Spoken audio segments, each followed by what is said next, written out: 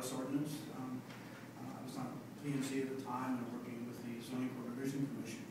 At the time, 5 years had gone by, and one of the issues that was real big at that time was the potential safety of wireless communications.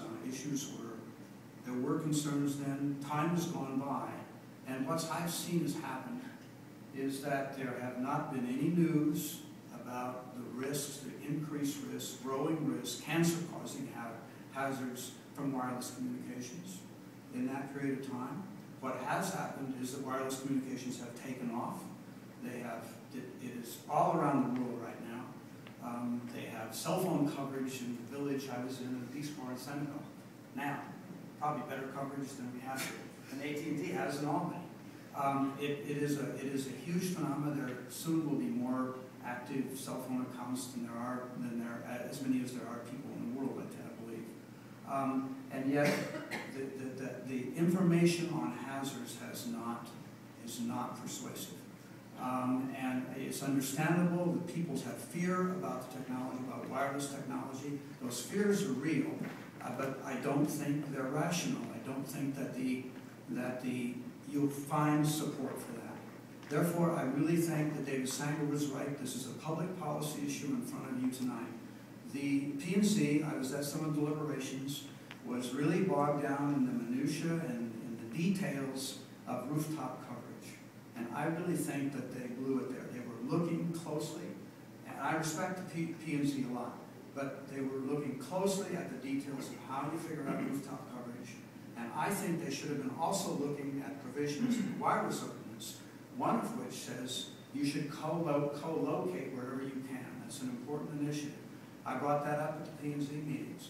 It was discussed that we ought to do something. We have the one force from the wireless ordinance saying, let's co-locate.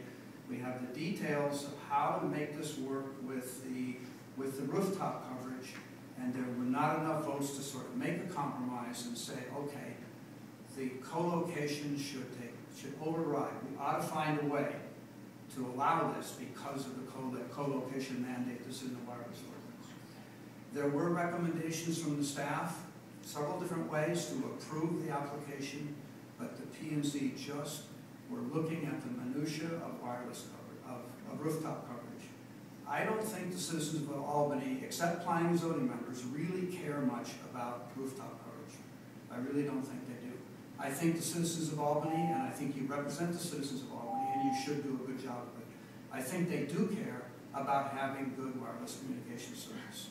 I'm not an AT&T customer. I had a visitor from Seattle a week ago, and it's embarrassing to tell them you have to go out in the street if you want to use your phone. To me, that's for me. But I'm really embarrassed that Albany just can't get with it on this issue. I think the wireless ordinance should be amended, should be revised, should be simplified, and that I think it places a huge burden on the P&Z in an area where they don't have expertise, and that they struggle with, and hence it's taken years.